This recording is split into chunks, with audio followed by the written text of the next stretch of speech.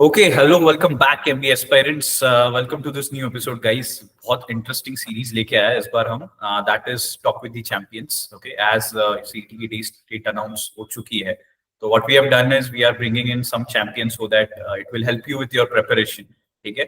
तो आज का जो champion है that is Mr. Varun Karia, who is the student of GBMS batch of 24-26. Okay तो guys is a very dynamic person. Okay, तो आपको काफी इंटरेस्टिंग चीजें सीखने मिलेगी और प्रिपरेशन रिलेटेड बहुत चीजें हेल्पफुल रहेगी. Okay, so firstly, Varun, a warm welcome and congratulations for you getting into GBMS and also getting your dream summer placement. So जो हर एक स्टूडेंट का एक एम होता है और तुम्हारा भी था पहले से, wanted to have that role and all. So firstly, congratulations and a warm welcome from Tokenicus team. Thank you, sir. Thank you for having me here. Yes, let me introduce myself for those of you don't know. As sir said, my name is Varun Karia. Uh, I am a non-engineer. Done bachelor's of pharmacy from Mumbai University. Then had a 1 year of work in a logistics company as a business development executive. Yes, I studied throughout. I have started my MBA preparation journey when I was in my second year of my graduation, uh, right from 2021. Yes, uh, this is it. Okay, great Varun. So as for all the non-engineers, जो लोग बहुत questions पूछते हैं हमें कि sir non engineer हूँ, पता नहीं आगे क्या होगा, right? So Varun had already made it to GBMS, and along with that, I've also told कि he has got a literally a dream shot. Okay, तो उसको चाहिए था. तो it's not that सिर्फ engineers को ही एक value होती है, ऐसा कुछ नहीं. Okay, even if you are non-engineer, तो he is a good example of it. तो पहले तो वरुण एक Yes. life at GBMS we want to know, right? क्योंकि even I have been through that, but we want to hear it from your way. Like चार Hmm. पांच महीने हो चुके, you have been into Hmm. Bajaj. So how is it like? Just quickly tell us about that. Okay. Life at JB to tell me बहुत dynamic है. मतलब life at JB it's been almost three and half months. But roller coaster था पूरा. मतलब you come with an different attitude. तुम एक अलग mindset से आते हो. पहले 10 दिन में ही वो पूरा टूटता है तुम्हारा. वो इंडक्शन का फेज होता है. यू तुम्हारे जो थॉट्स रहते हैं कि मैं ये करूंगा, मैं वो करूंगा, वो पूरे चेंज हो जाते हैं. You get to learn a different perspective. You meet different people. तुम्हारे पियर्स इतने डायनामिक होते हैं, सीनियर्स होते हैं जो बहुत ज्यादा वो भी ग्रिल करके एक्सपीरियंस करके आते हैं. फिर यू हैव दोस फैकल्टीज जो बहुत ज्यादा ही नॉलेजेबल है. देन या you get a different respect all together. You तुम किसी को बोलते हो मैं जेबी में हूँ, यहाँ जेबी से हूँ, तो वो जो फेस पे एक्सप्रेशन चेंज होता है उनके, तो that is all together a different experience. Yes, पहले 3 महीने बहुत ही फास्ट होते हैं. You start your academic journey. Placements होते हैं, समर प्लेसमेंट्स होते हैं, तो you don't get time. Test competitions होते हैं. सो आपको सर उठाने का टाइम नहीं मिलता है. बट या that is what JBIMS it is. You get opportunities which only the cream of crowd or students get in this country. You compete with top B schools of the country. So yes, tough होता है but मजा भी बहुत आता है. Right, exactly. So that is what differentiates tier one from a tier two and lower tier colleges, right? आपको एक exposure बहुत अलग वे में मिलता है. आप एज अ पर्सन बहुत चेंज होके निकलते हो, right?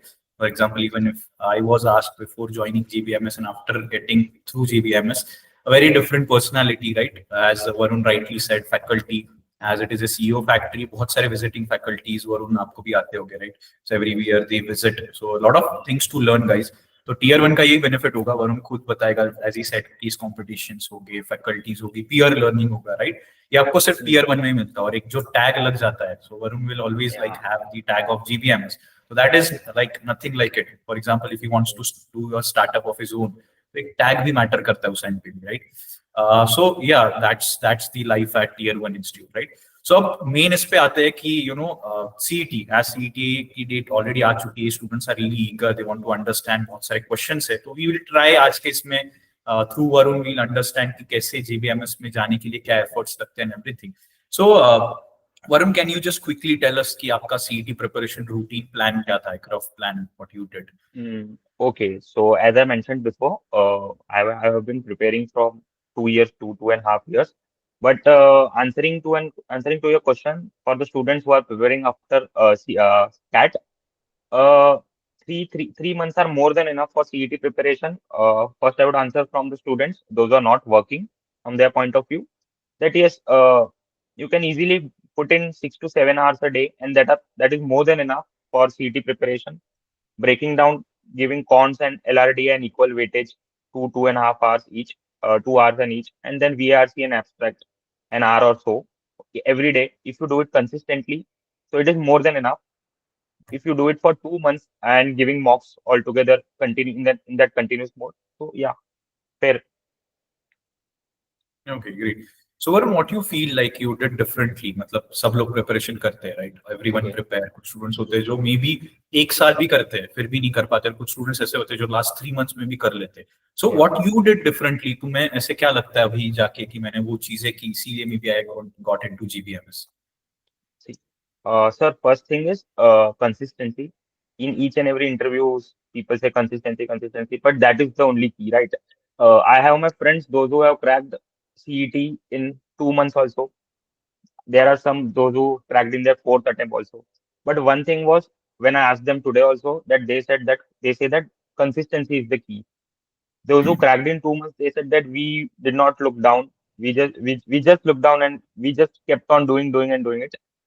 Speaking from my point of view, that I was working. So on weekends, I used to put in 3 to 4 hours in the evening, right? But sorry, on weekdays, and on weekends, used to get the time Saturdays and Sundays. So I used to give 2 mocks each day, so 4 mocks on weekends. So yes, that was the key. But the thing is, just don't prepare or practice the questions, but give mocks also. Students miss on that because they just keep that कि portion नहीं हुआ, portion होने के बाद mocks देंगे. But that is not the strategy, right? That is not the right thing. मॉक्स देना जरूरी है. अगर आपका पोर्शन 20% भी हुआ है तो भी मॉक देना शुरू कर दो. 30% भी हुआ, मॉक देना शुरू कर दो. You will get an idea की how the paper is. Even though you cannot attempt, just try to attempt the question in mocks. It will give you that confidence कि, yes, 150 minutes you can sit at one place and attempt in paper. That is more important. Okay okay, great great Varun. Varun, like मॉक्स का अभी topic निकला है तो what do you feel, how many मॉक्स did you give during your time? Speaking about overall journey, in this from last 2 years, first I will answer about 2 years. In 2 years, approximately 2.5 years, I gave more than 150 mocks. But speaking about my last attempt, the number of mocks were approximately 65 to 70. With in initial days, one mock each day.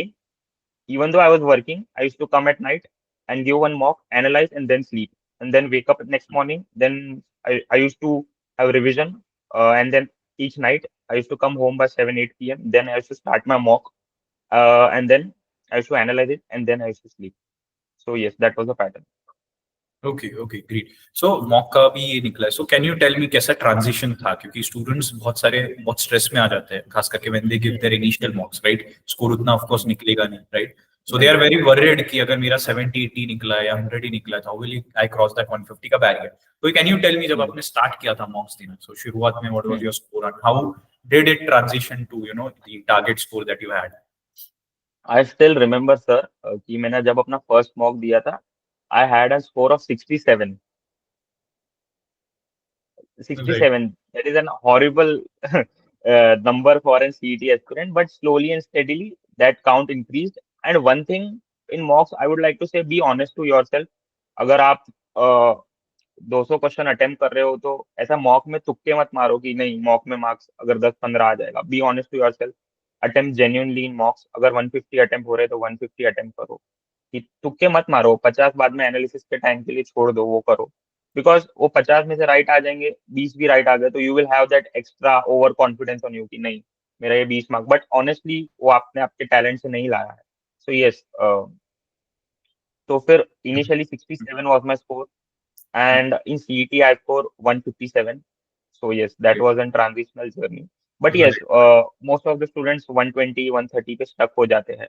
And वहां पे की होता है कि कौन से sums है या कौन से क्वेश्चंस है जो नहीं निकल रहे हैं. हर एक सेक्शन में एक बंच ऑफ 5 to 6 क्वेश्चंस रहते हैं वो सेम टॉपिक्स के, जहाँ पे स्टक होते हैं और वहां पे ब्रेक डाउन हो जाता है मार्क्स का. राइट. तो उसको एनालाइज करो. एंड दूसरा है कि स्टूडेंट्स वर्बल पे भी थोड़ा वो करते हैं कि verbal is very easy, exam day पे देख लेंगे, 15 दिन पहले देख लेंगे।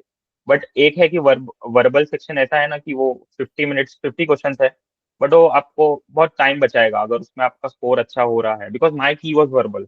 Okay, so I got 14 verbal out of 50, so that is with and CET paper is vocab heavy, so verbal को बैक पे मत रखो, उसको प्रैक्टिस करते रहो, तो वो एक बोलते ना कि चेरी ऑन द केक हो जाएगा आपके मार्क्स बूस्ट करने के लिए, बिकॉज गेटिंग वर्बल में 25 मार्क अगर आपको मिल रहा है तो आपका स्कोर फिर 120 पे ही अटकेगा, कितना भी आपका कॉन्स डीएल अच्छा क्यों ना हो, तो उसको आगे पुश करने की कोशिश करो। एंड यस, होगा, टाइम लगता है सर, सब लोग स्टक होते हैं, एक टाइम आता है where student right get stuck on 110 right 120, exactly but right analyse it properly तो हो जाएगा definitely.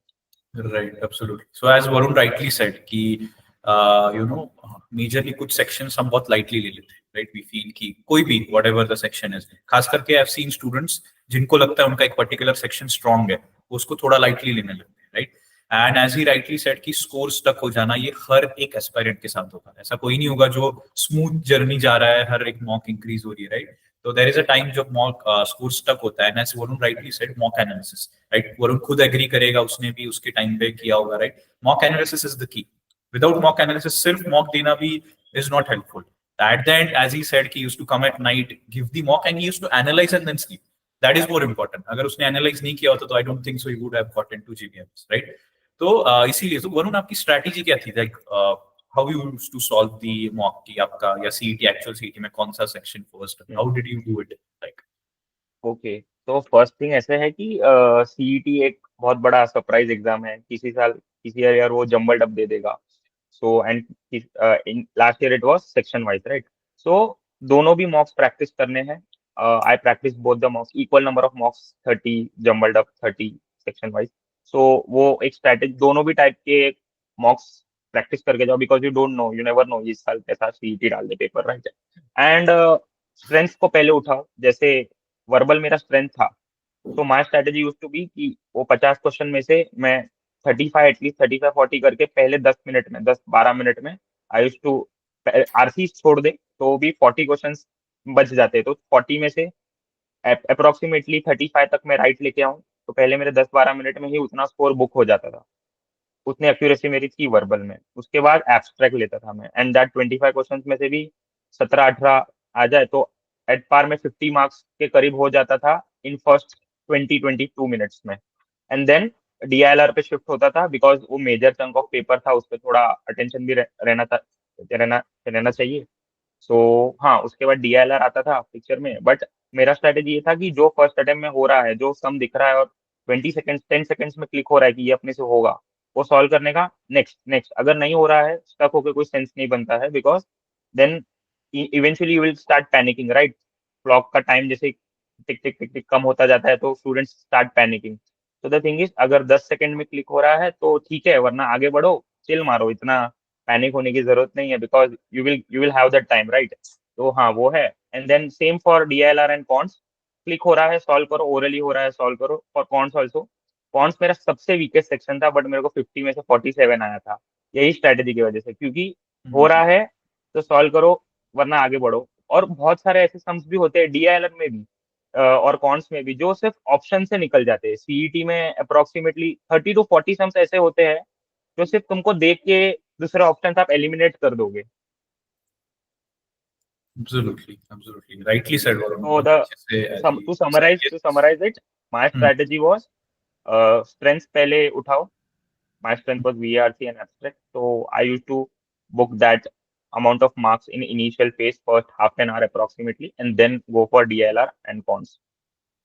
Great, great. Absolutely. Rightly said. बहुत अच्छे से वरुण ने एक्सप्लेन किया कि क्या स्ट्रैटेजी हो सकती है, accordingly according to your strengths आपके सेक्शंस शिफ्ट हो सकते हैं, बट जो स्ट्रैटेजी उसने बताई कि कैसे सीईटी भी ऑलवेज से कि सीईटी इज ऑल अबाउट कि आप कैसे स्मार्टली सॉल्व करें। As he said 30 to 40 questions ऐसे होते ही है जो आप सीधा ऑप्शन से एलिमिनेशन से जा सकते हो, और उसी बेसिस पे स्टूडेंट्स इतना स्कोर कर पाते हैं। जो स्टूडेंट्स प्रॉपरली एकदम थियोरेटिकली सॉल्व करते बैठते, of course they won't take that number of attempts, right? So absolutely, Varun बहुत अच्छे से अपने मॉक का स्ट्रैटेजी कैसे हो सकता है वो समझा, according to the strong sections that you have. Okay. So Varun, like I just want to ask you one thing also. Like जब आप preparation कर रहे थे तो how mentorship plays a very important role, right? When you like you are randomly कभी कोई चीजें नहीं समझती है, right? We are not that much aware about that. So how mentorship helps, right? Mentorship. Sir, देखा जाए ना तो एक स्टूडेंट की जर्नी दो चीज में डिवाइडेड होती है। एक कि वो उस पे प्रेशर भी होता है पर्सनल लेवल पे, कि he has to perform, CET निकालनी है, सब कुछ करना है। बिकॉज सीईटी के मेजर एस्पिरेंट्स वो होते हैं जो कैट जिनका अच्छा नहीं गया हो या जाट अच्छा नहीं गया हो, and their last option is CET. So एक डू और डाई सिचुएशन में रहते हैं। तो मेंटरशिप ये मेरे लिए तो यही थी कि you if you have a good mentor, if you have someone who can guide you properly, तो गाइडेंस एक अच्छी मिल जाती है। Motivation, it's just not about, you need motivation sometimes, but yes. और जो अच्छे मेंटरशिप, जैसे आपको भी मैंने अप्रोच किया था, तो एग्जाम ट्रेंड्स रहती है, टॉपिक्स रहती है, टाइम मैनेजमेंट टेक्निक्स होती है, जो मतलब हमको पता रहती है, बट उस टाइम पे हम इतना उसको ला नहीं पाते प्रैक्टिकलिटी में। तो वो भी एक जरूरी चीज है। और सबसे ज्यादा की जो सपोर्ट मिलता है मेंटर से, वो इनक्रेडिबल होता है। मतलब यू हैव दैट टाइम्स कि आप कितना भी अच्छा पढ़ाई कर रहे हो, आपको मॉक्स में 140 150 आ रहे, but there will come a time mocks में भी कि वो स्कोर आपका 110 पे आएगा, due to X reason. Mock difficult है, you could not do well, right? तो यस, बट हाँ, मेंटरशिप जरूरी है। एंड हाँ, एक अच्छा मेंटर होना चाहिए हर एक एस्पिरेंट के लाइफ में, that it can sell through smoothly. Absolutely, absolutely, Varun. Like हमने टॉपर भी जब स्टार्ट किया था, the reason we started was mentorship. So because coaching तो सब जगह पे हो जाती है, but mentorship, as you rightly said, कि mentorship की जरूरत होती है. Okay, so we every aspirant, like even when I was preparing, I had a mentor for myself. ठीक है, and किसी भी टॉपर से पूछ लो तो he always have some or the other mentor जो अलग अलग ways में हमें improve करने के लिए help करता है, right? Yeah. So Varun, at the end, let's come towards the end of this particular interview. आप सिर्फ एक सम अप एंड कुछ टिप्स दे सकते हो। लास्ट 3 मंथ्स बचे हैं randomly, like 100 around days are left for CET. What will you tell the aspirants, क्या चीजों पे फोकस करना चाहिए, क्या चीजें अवॉइड करनी चाहिए? Few things that you want to tell to the aspirants. First of all, things जो अवॉइड करनी चाहिए, what I have seen is aspirants अभी से ही लास्ट ईयर के कट ऑफ पे एनालाइज करते हैं, मार्क्स देखते हैं, या यूट्यूब पे रबिश वीडियोस देखते हैं कि भाई 10 डेज में कैसे प्रिपेयर करे, 20 डेज में। वो सब छोड़ दो, बी कंसिस्टेंट, है ना? तो वही है। What will take you to JBIMS is how you do well. Consistency नहीं छोड़ना है, स्मार्ट वर्क करना है मॉक में। अगर एक स्ट्रैटेजी काम नहीं आ रही है तो दूसरी लगाओ। You still have 100 days, right? आप वापस से पूरा पोर्शन उठा के पढ़ सकते हो पूरा। जिनका बेसिक्स भी थोड़े बहुत डाउन है वो भी कर सकते हैं। The thing is, you need to put in efforts, you need to put in long hours, तो निकल जाएगा। आई हैव फ्रेंड्स जिन्होंने 50 डेज में भी निकाला है जेबी, जिन्होंने कभी कैट भी नहीं दिया था, कोई उनको एमबीए एग्जाम्स का नॉलेज ही नहीं था। तो yes, people do it when they have that determination and that thing inside, the fire in the belly to do that thing. तो हाँ, करने वाले कर लेते हैं, और नहीं करने वाले तो फिर next attempt next attempt next attempt में ही रह जाते हैं, राइट? तो यस, अभी टाइम है, 100 डेज है। मैं यही रिक्वेस्ट करूंगा जो भी सीईटी के एस्पिरेंट्स है, those all are aiming for JBIMS this year, do your well, give the best shot, because JBIMS is what you will experience here. आपको आके पता चलेगा कि आप किस जगह पे हो। लोग बोलते हैं कि जेबीआईएमएस को कैंपस नहीं है, ये नहीं है, लाइफ नहीं है, but the level of respect, the level of recognition you come here and get is on next level. मैं बहुत सारी चीजें नहीं रिवील कर सकता यहाँ पे, बट आप लोग आके देखोगे कि कहाँ इंडस्ट्री में कैसे इज्जत मिलती है हमको। तो यस, दैट्स द थिंग, एक शॉर्ट में। Great, great, great, Varun. Absolutely. So we had a lot of things that Varun told, right? So students, खास करके mock strategy, last minute tips, what to avoid, right? So importance of mentorship and all. So guys, a lot of good things that Varun shared. Okay. So Varun, thank you so much for being there. ठीक है. I hope students will take very valuable things from this, और आखिरी के 100 days में they'll fuel their preparation. So students, that's all from today's episode. Thank you so much for being there, Varun, and you two guys. And we'll be back soon with some of the great interviews again. So that's all from today's guys session. And thank you so much, Varun. Thank you so much. Thank you, sir. Yeah.